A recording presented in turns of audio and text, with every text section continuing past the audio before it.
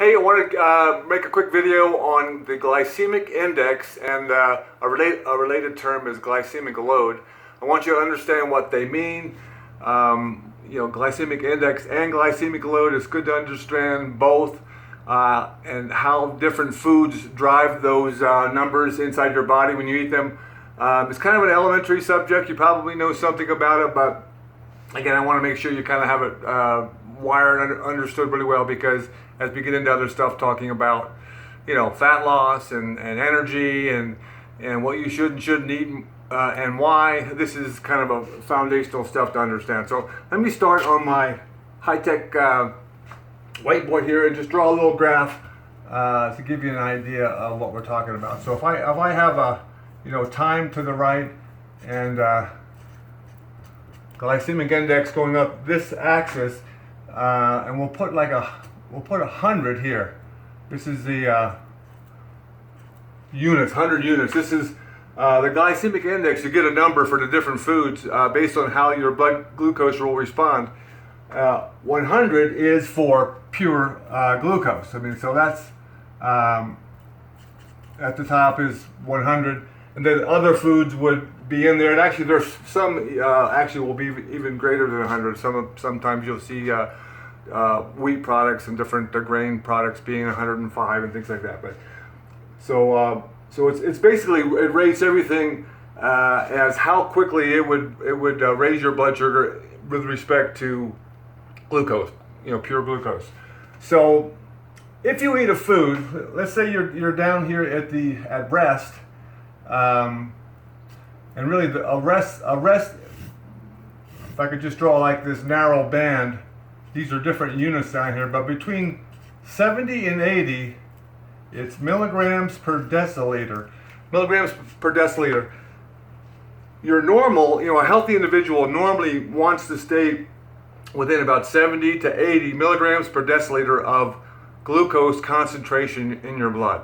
If everything's working correctly, your body wants to keep that very narrow band. It likes a little bit, it doesn't like too much, it doesn't like too little.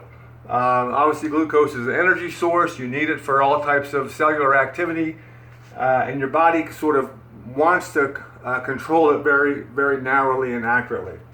And if everything's working well, this is what it does. But if you eat a food, a carbohydrate that's going to temporarily raise your glucose, you'll get like a spike. It'll go up and it'll come down. And if everything's working well in your system, it'll go up and it'll come back down and back into that narrow range between 70 and 80 micrograms per deciliter.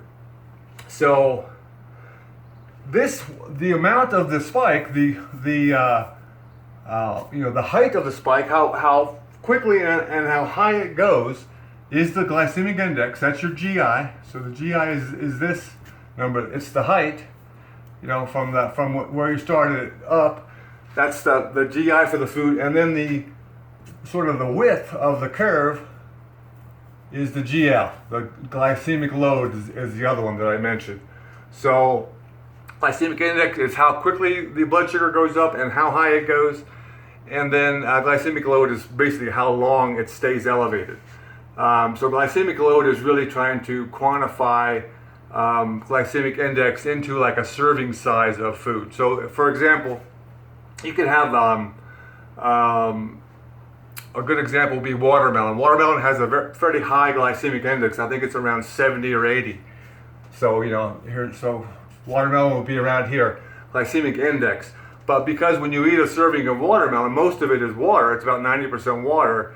If whatever a serving size is, 100 grams or something, most of what you've just eaten is water. It's not the carbohydrate that drives the glucose response. So it would have a very low glycemic load, something like 4 or 5.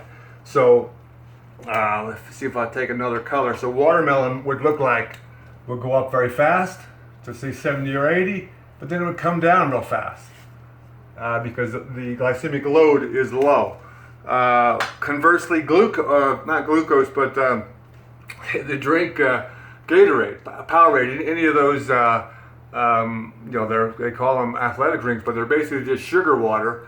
Gatorade has a high glycemic index. It's something around 100, but the glycemic load is about 50 because it's got 8, 10, 12 teaspoons of sugar, and there's a lot of concentration of sugar in there. So Gatorade would look like it would go up fast and it would stay long. So you'd have this big area under the curve of for glycemic load. So when you have a number like that, you can look at two different foods with different glycemic loads. If one is a 5 and one is a 10, you could basically expect that the food that drives the 10 would have twice the metabolic effect as the one that drives the 5. So it's informative to know how high they're going to go as far as the intensity of the spike and how quickly you're going to get this glucose response, and really how long are you going to be in that state of elevated blood glucose before it comes down back into normal. So that's kind of the difference between glycemic index and glycemic load. A number of 55. Just remember that 55 is considered on the scale here. It's like above 55 would be considered a high glycemic index. Below is considered lower. Obviously, it's a continuous scale.